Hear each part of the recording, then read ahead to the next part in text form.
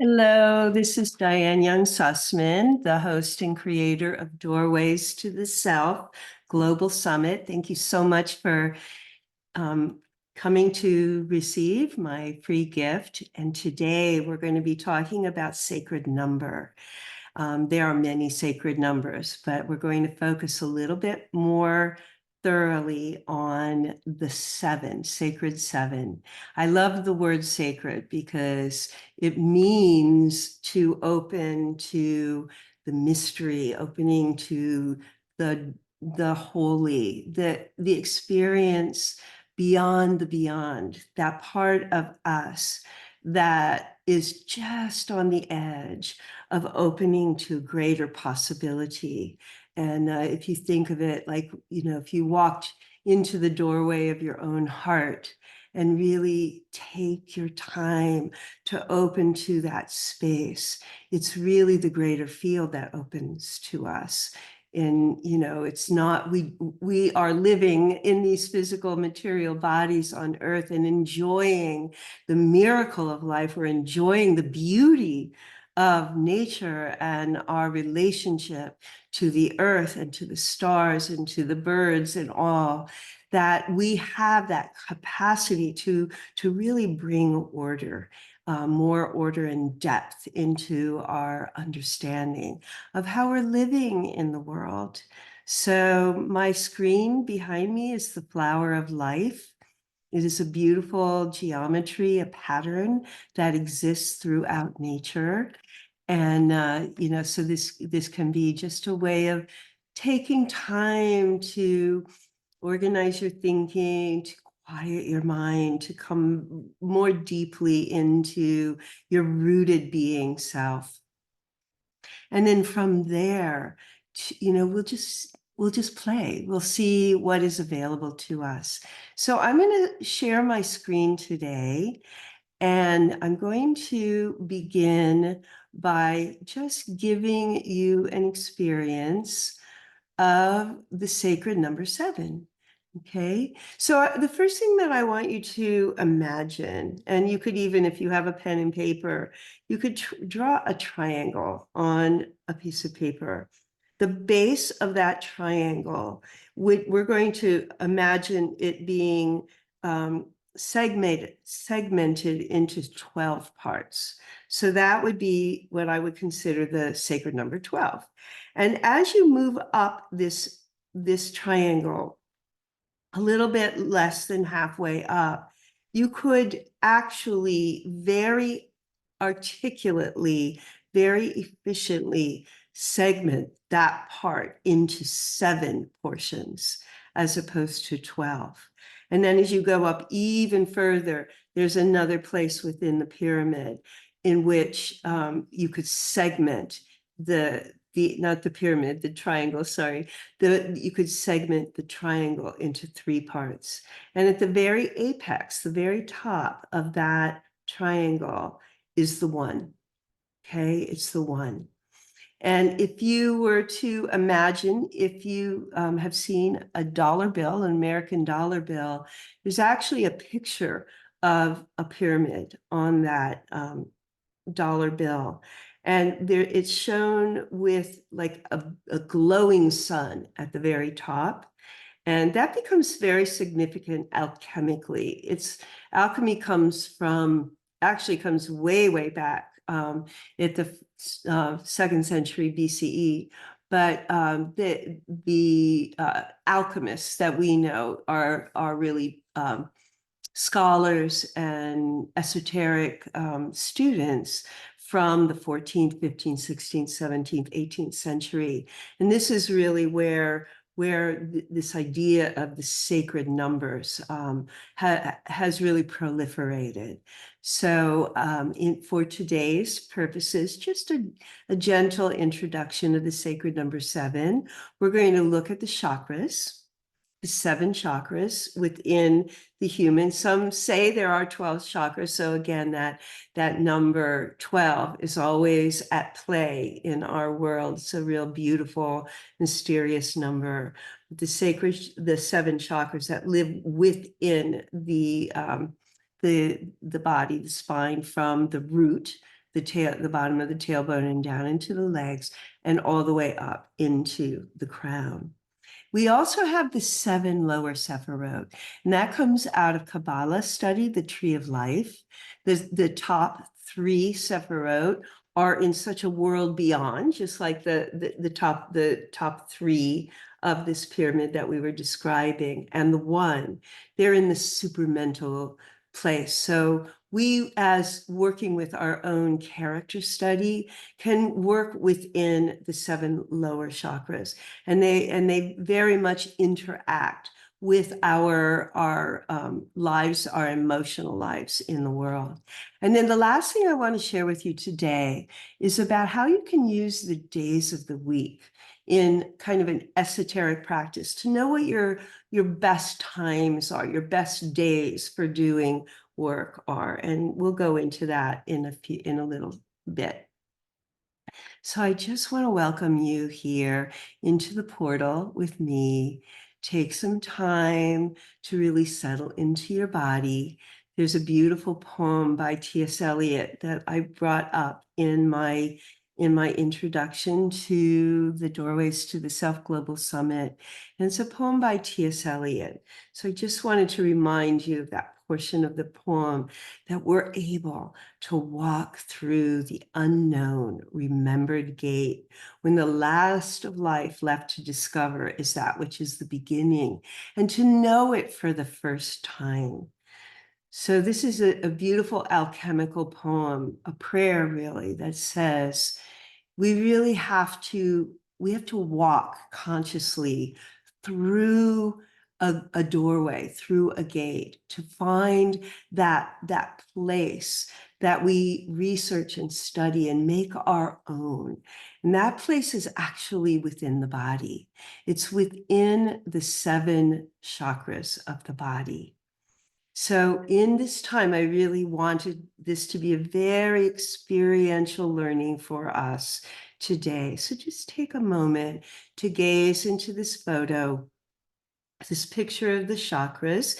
You'll see 5 of them here, but there's really 7 that we're going to be working with. There's one at the very top of the head, and there's one at the very bottom. So what you see right there are the 5, and the bottom, the first chakra goes into the legs and into the earth. The top, the 7th chakra, opens out through the crown and even above you. So you really can open to your greater nature. So let's just begin by making ourselves very rooted, very comfortable. Sit in a chair for this meditation. You can even lie down on the floor, whatever feels comfortable, the most comfortable for you. We're going to just quiet our system down. First, you may notice that your nervous system might be a little bit charged by just coming present here. I want to take a few deep breaths in and out. Breathe in and breathe out. Another breath in and breathe out. And one more breath, fully in. Exhale. Allow yourself to just bring your awareness and your attention down to the very root. You can even bring your hand onto your own body, near the pubic bone, near where the legs enter the hip joints. Feeling yourself very, very grounded on the base of your pelvis, your sitting bones, 2 little loopy bones that are grounding right to the chair, right to the earth. And it's as though in this time together, we're going to feel the whole body that's sitting here like a trunk, like a very solid trunk of a tree with roots going down, down, down, and move your hands on the thighs, away from those hip joints to the knees, And you can even drop down a little further, walking your hands down your shins and allowing, imagining your ankles relaxing and getting softer, and that your feet are grounded on the earth. And the feet are just open and expanding, as if the bottom of the feet could have delicious red roots traveling down, even into the earth, a foot into the earth, and down further. So we're making a connection to the center of Mama Gaia, Sophia Gaia, center of the earth. Take a moment to let yourself really release down and down. And a breath there. And now bringing your attention back into the belly, feeling that real connection, that deep trust with the earth. Now we'll come up into the second chakra. So we're moving gently upward into the belly. And just imagine a beautiful orange glow right in the center of your belly, expanding upward, moving into the belly and feeling a very deep sense of belonging in the whole of your being. As if this glow could just open out in front of you, to the sides, to the back. And feel it connected with your breath, with your breathing.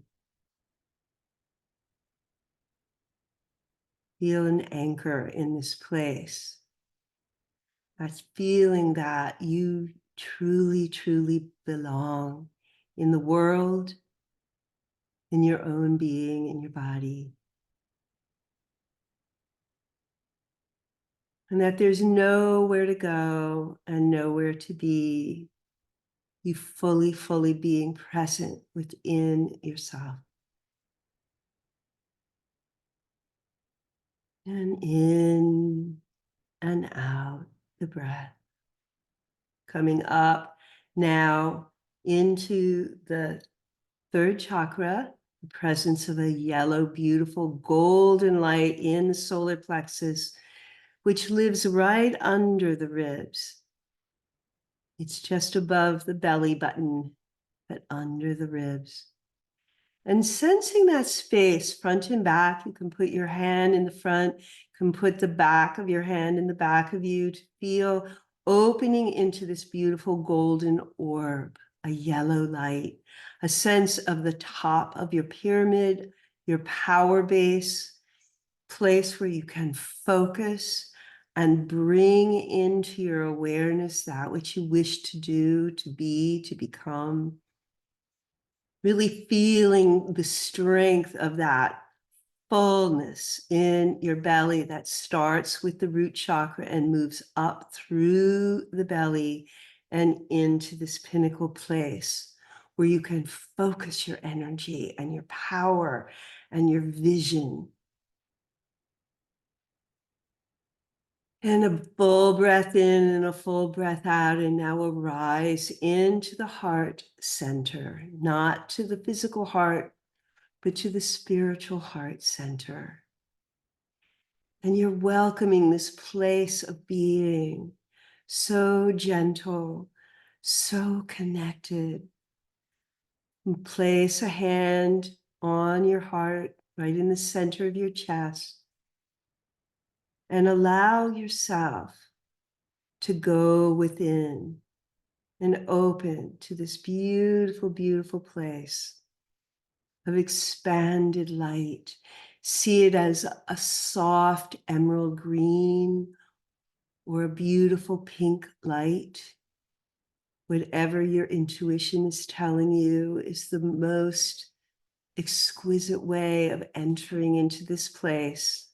And breathe in and breathe out. expanding into the center, opening out in all directions, and allowing there to be a beautiful Vajra light, diamond light in this place, with beams coming out in all directions, forward, in front of you, back, behind you, to the left of you, to the right of you, above you and below you. And right in the center is the heart light. And we'll call that the space of love. Gentle opening, giving yourself the time and the energy, the availability to be fully present here. And now coming up into the throat, bringing your hand into the throat center, seeing a beautiful expanse of light blue, expanding into the throat, the place of speaking your truth, opening to what is true for you, opening your voice, feeling that akasha, that space, that center, that beautiful, beautiful opening. That is the place of air, of expansion. Allow yourself to be fully present in the throat center. And then allow yourself to come up into the third eye, behind your eyebrows, known as the place of vision, known as the place of intuition and channeling. Giving yourself time to greet your own awareness, space of awareness, of beingness, place of Om, O-M, sounding a beautiful quality of Om. Om.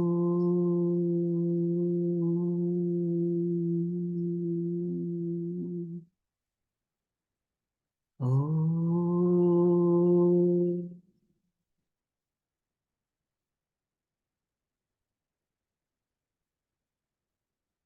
Om.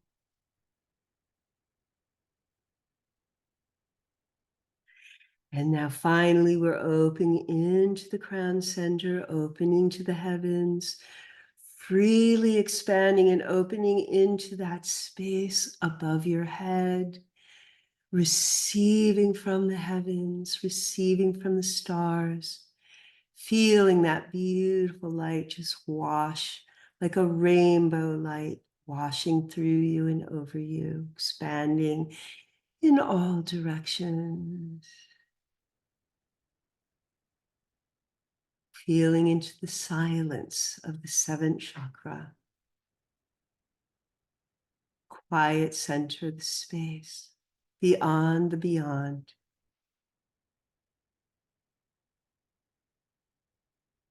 And take a breath fully into that space, feeling it wash around you and over you, opening in a beautiful, beautiful bubble of light, creation and opening.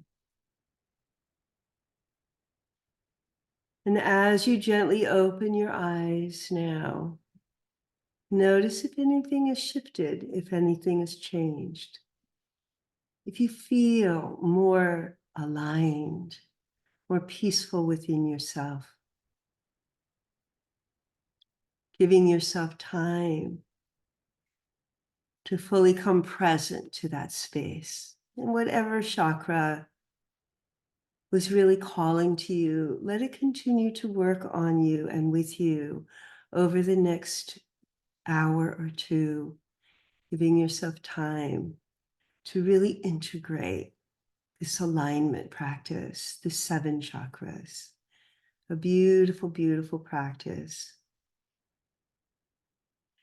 And now we're going to just gently shift our attention, working in a slightly different way.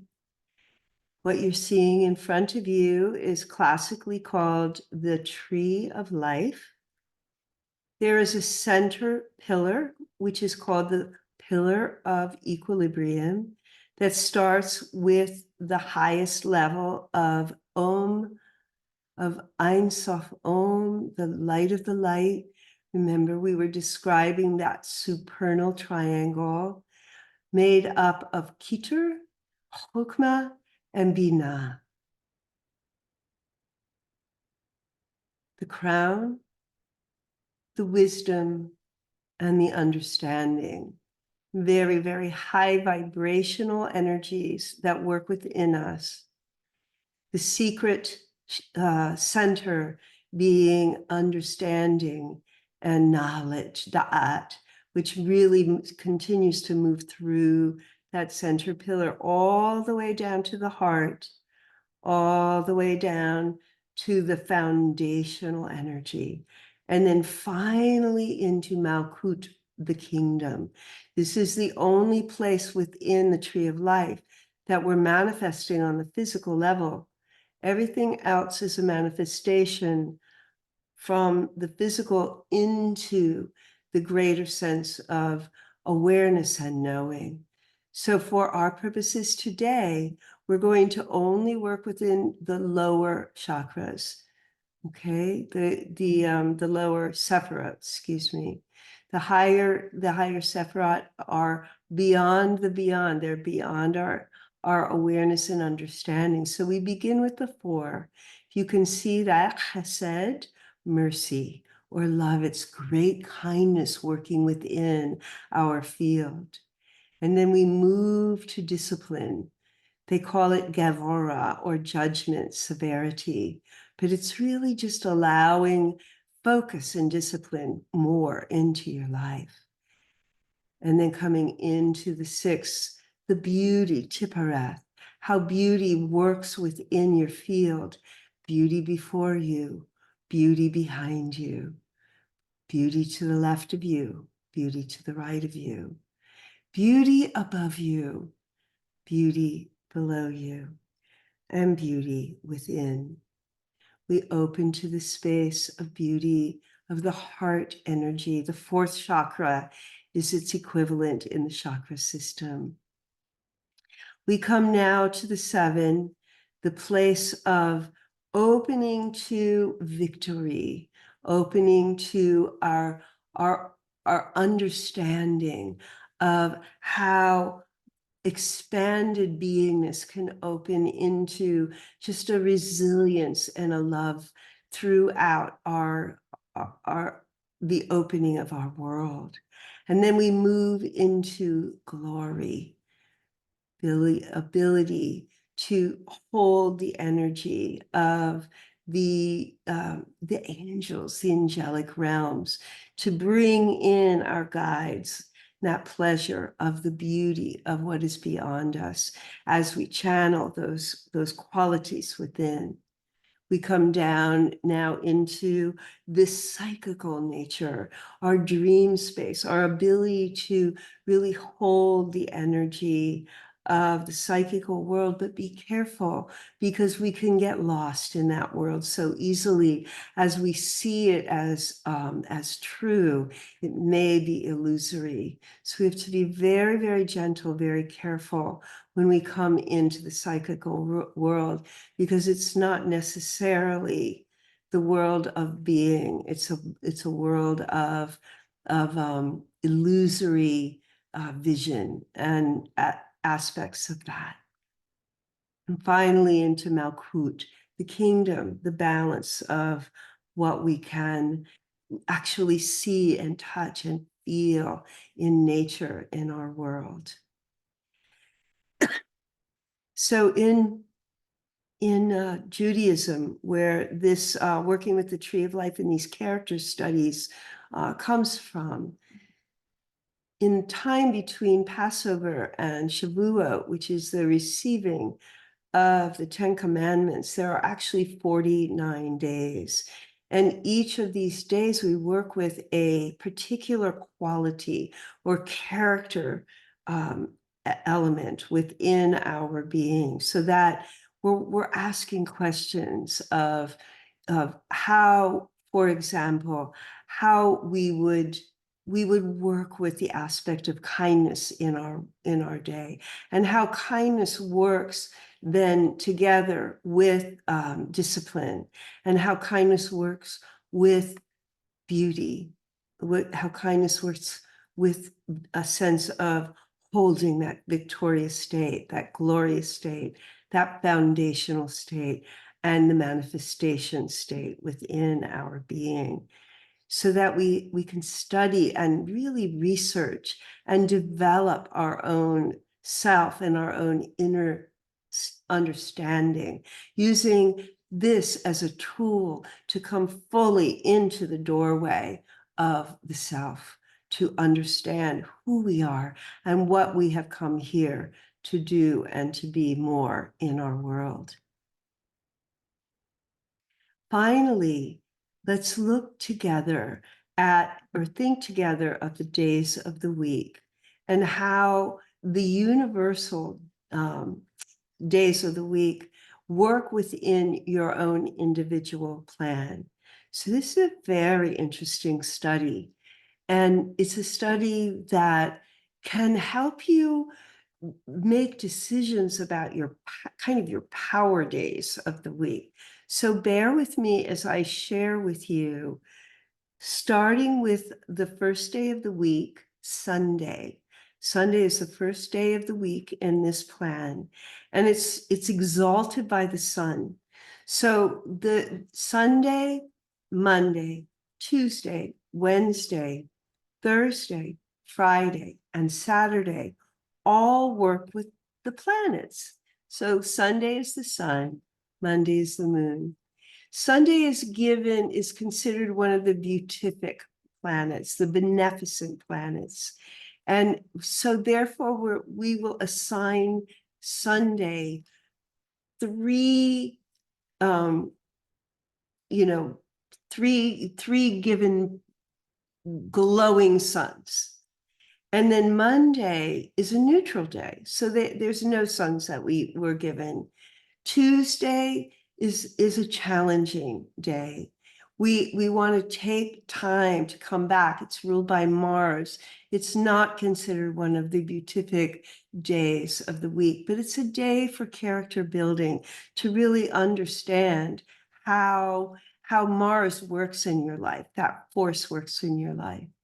Now, Wednesday, again, is a neutral day. It's a day of communication, but there's neither light nor darkness in that day. Thursday is ruled by Jupiter. So Thursday brings in the quality of that expanded openness, that joyousness, that Jupiter has as a planet is considered the expansive one, the one that reaches out into life and explores and wants to move into the unknown and really conquer new understandings, new aspects, new worlds. So once again, we give Thursday a three glowing three suns, and Friday's the same. Friday is the day of Venus, so it's a day of gentleness and natural expression of joyousness and love. Saturday comes back into a challenging day once again, where the qualities of Saturn are discipline and order and quality. So it's a more challenging day to work with. Now, on top of that, and this is just a fun numerology or way to, use the 7 days a week as a tool to work with, but we also have the waxing of the moon and the waning of the moon. So in the waxing of the moon, we're gonna assign 2 suns for the waxing. So it's even more light. We're bringing more light. We're bringing more joy and awareness. So for example, on a Sunday of a waxing moon, you have the 3 suns for Sunday as a beneficent planet. But you also have the 2 suns of the waxing moon. You have to take those two suns away on the waning moon. So you might want to do things from a universal point of view on a Sunday in the waxing moon. You have 5 glowing suns that you get to work with. Likewise, on Thursday, and Friday, you have the 3 natural sons of the beatific planets, and you add 2 more. So we have like 5 suns, right, in each of those 3 days. The neutral days are Monday and Wednesday. And so you want to take the time for introspection, for quieting yourself on those 2 days, and really just, maybe doing more communication work on your own, or doing more introspective work on your own. So now this is where it's going to get a little bit more complicated, and you have to maybe even write things down a little bit, but there is a day that you were born. You were born on one day of the week. I was born on a Saturday. So the day of the week that you were born in this system with these numerology tools is your Sunday. And that's what we're going to call the individual or the personal Sunday. The day of the week that you were born, whatever day of the week it is your Sunday. And you want to match it with the universal day of the week. So I'll use myself as an example. In the example with me, my Sunday is Universal Saturday. We said that Universal Saturday does not have any suns. It's a challenging day. But because it's my Sunday, when I overlay my Saturday with the Universal Sunday, I get to give myself 3 suns because it's my Sunday. And now that day of the week, Sunday, the actual Sunday, the Universal Day Sunday, is now given 3 suns. And if you add a waxing moon, that means it's a 5 sun day, right? So it's a day in which is exalted in my individual sign. Now, the next day of the week, the Universal Monday of the week, is already Tuesday for me, because I started my Sunday on Saturday. So my Monday is then Sunday. So you add those 2, right? The Universal Day Monday is neutral. The Universal Sunday works for me. And then the following one is a challenging day. I don't have any suns. And it goes on from there. So that way you can calculate what the best days are for you to really exalt in your life. I am giving you this workshop on a Thursday. Thursday and Friday are my 2 most exalted days. I use those days to stand upon the energy of my beneficent planets. I'm working both with Thursday and Friday because my own personal day is now Friday, because I started on Saturday, the day before the Universal Sunday. So if that makes sense to you, it really takes time to look at it. The truth being, and this is how you can calculate, that the day that you were born, you can calculate what day it is. There's only one day, and there's a chart that I use actually to find people's birthdays so they can start to play with this, and it's a lot of fun. And I will say only one more thing, because the same thing applies yearly. When on your birthday, my birthday is the end of November, so on the 27th of November, I begin my whole year, and I calculate the first 52 days. We're breaking the year into 12. So the first 52 days of that new year for me, from November 27th till January 18th, is my sun time. That is a time to do new projects, to create something new. It's a very exalted time in my year to take on new things. So I really try to use that time wisely to take on new projects, to be more adventurous in my life. And then I move into my moon time, another 52 days. That's a time more for introspection, still a beautiful time. The moon time in your whole year cycle is a time to go inward, to really understand the psyche, to go and study maybe more about psychology, for example, and it goes on from there. So I hope you had a good experience going through all of this today with me. It excites me working with tools like the 7 chakras, like the working on the character building of the 7 lower Sephirot in the Tree of Life and in the 7 days of the week. And I once again just want to thank you so much for being here with me. I do have a second free offering. If you would like to apply for a clarity breakthrough session with me, to maybe consider working together with these qualities in your own personal development, how you might want to apply that to your entrepreneurship if you are running your own business, or really in your relationships, we can apply these qualities in so many ways.